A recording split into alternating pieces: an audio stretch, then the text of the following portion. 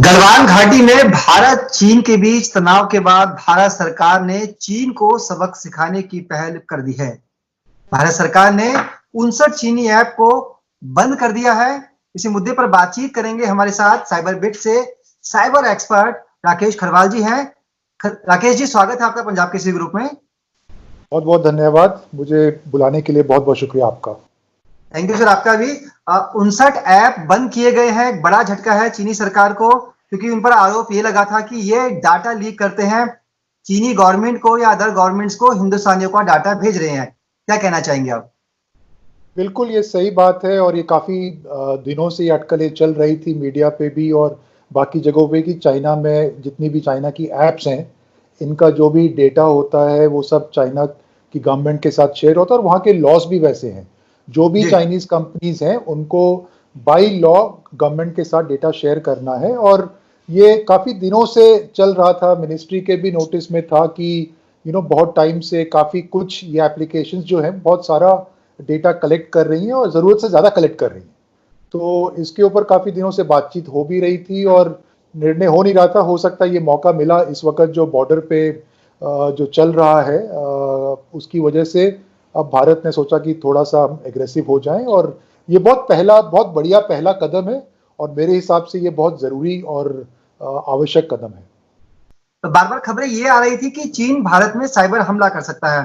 फिलहाल ये 59 ऐप तो रिमूव कर दिए गए हैं, हट जाएंगे प्ले स्टोर से जहां जहां पर ये ऐप होंगे। लेकिन अब दूसरा खतरा साइबर सिक्योरिटी का भी बना हुआ है।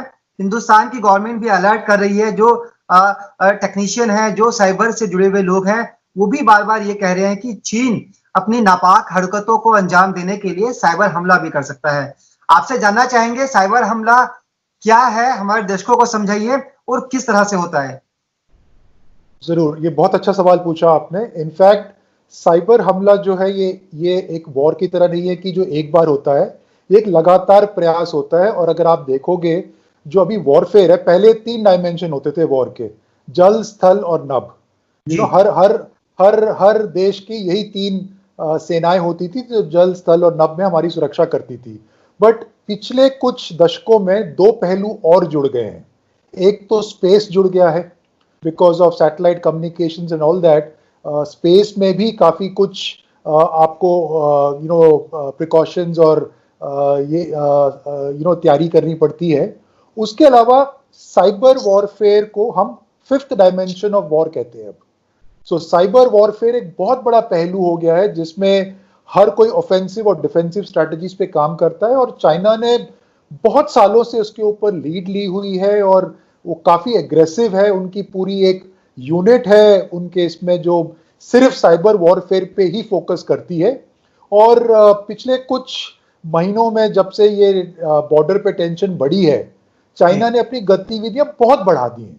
कई गुना आप देखोगे कि बहुत सारे रिपोर्ट्स आ रही हैं गवर्नमेंट से भी, सर्टिन से भी और काफ़ी सारी डिफेंस ऑर्गेनाइजेशन से बहुत ज़्यादा अटैक हो रहे हैं।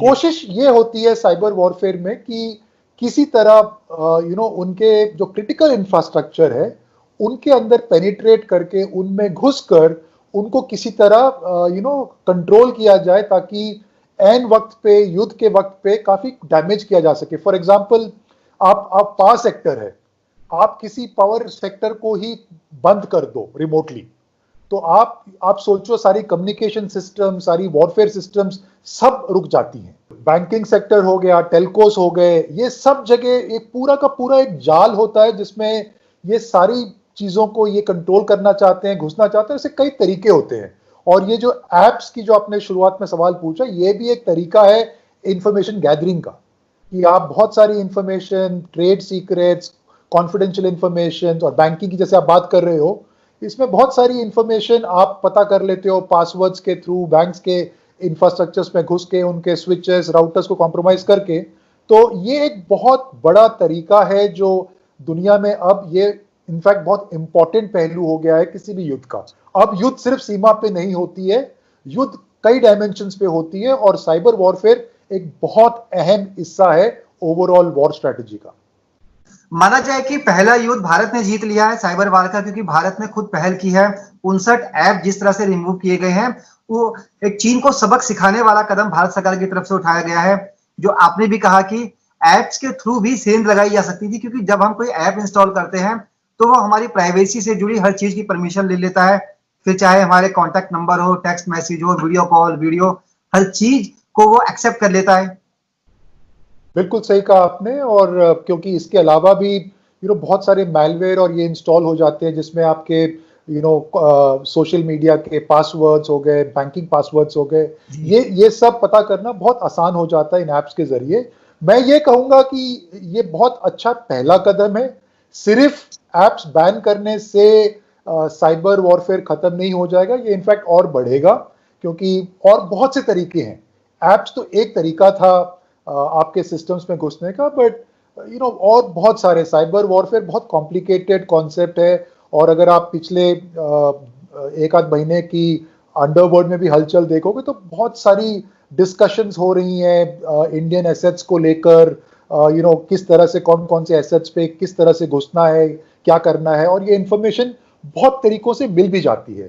तो मैं ये कहूंगा कि ये बहुत अच्छा पहला कदम है, बट सिर्फ इनको बैन करने से आपकी साइबर वॉरफेयर खत्म नहीं होगी। भारत को भी ऑफेंसिव स्ट्रैटेजीज बनानी होंगी। हम आज तक ज्यादातर डिफेंसिव स्ट्रैटेजीज में रहे हैं।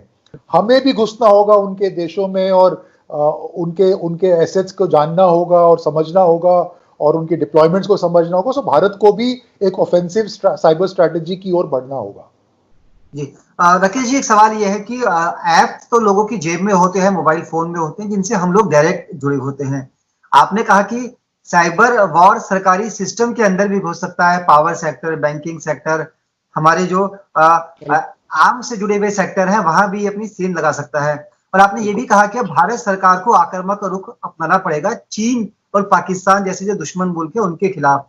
आपको लगता है कि चीन को एक सबक तो मिल गया, लेकिन हम लोग कहां पर खड़े हैं? हम साइबर की क्षेत्र में इंडिया कहां पर स्टैंड करता है? अभी उसको भी और मजबूत करने की जरूरत है।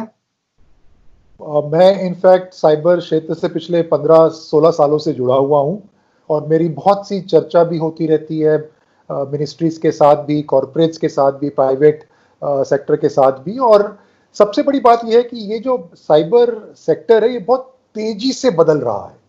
ये एक कैट एंड माउस, बिल्ली और चूहे वाला गेम है, क्योंकि आप कोई भी नई टेक्नोलॉजी निकालते हो तो उसका तोड़ निकल आता है, एक नए तरीके ढूंढ लेते हैं उसको ब्रीच करने के, फिर आपको फिर टेक्नोलॉजी को अपग्रेड करना होता है। सो ये जो गेम है ये चलती जाती है।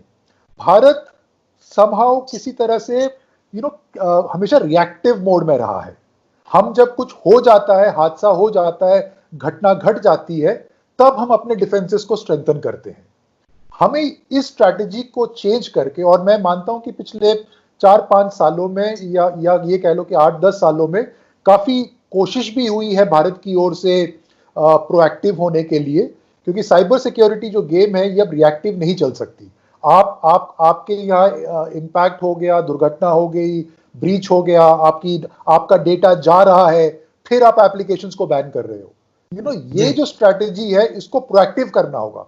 हमको समझना होगा कि साइबर अटैक्स किस किस प्रकार से हो सकते हैं, किस किस जरिए से होते हैं, और हमें कॉम्प्रिहेंसिव एंड टू एंड एक स्ट्रैटेजी बनानी होगी। आपको लगता है कि अब जो भारतीय कंपनियां हैं या जो स्वदेशी ऐप्स हैं उनके लिए एक मौका है इस बाजार को भुनाने का? ये बिल्कुल सही वक्त है, क्योंकि लोग सोशल मीडिया पर एक्टिव रहते हैं। हिंदुस्तान की आबादी का एक बड़ा हिस्सा सोशल मीडिया ऐप्स का इस्तेमाल करती है। तो ऐसे में जो भारतीय बाजार है उसके पास एक बड़ा मौका है इसे भुनाने का। बिल्कुल, बहुत बहुत बढ़िया मौका है ये। मेरा ये मानना है कि हमें इस मौके का वेट नहीं करना चाहिए था, हमें बहुत पहले इसमें सक्रिय होना चाहिए था, और ओपन मार्केट में हमें compete करना चाहिए, बिकॉज हमारे पास पूरा टैलेंट है। अगर आप देखोगे दुनिया के सॉफ्टवेयर बाजार में हिंदुस्तान यूएस के बाद सबसे बड़ा बाजार है, जहां पे हमारे पास काफी मात्रा में ये स्किल्स अवेलेबल है। हम दुनिया के लिए सॉफ्टवेयर बनाते हैं, एप्लीकेशंस बनाते हैं, बट हमने हिंदुस्तान में आईपी नहीं क्रिएट किया है। और ये एक बहुत अच्छा मौका है आत्मनिर्भर भारत के तहत, जो हमारे आदरणीय प्रधानमंत्री भी और सरकार भी पुश कर रही है कि किसी तरह आत्मनिर्भर बना जाए। और मैं मानता हूं और आपसे बिल्कुल सहमत हूं कि ये बहुत अच्छा मौका है कि किसी तरह हम इस मौके का फायदा उठाएं और बहुत सारी वर्ल्ड क्लास एप्लीकेशंस डेवलप करें, और ना कि भारत में बल्कि पूरी दुनिया में उसका प्रचार करें।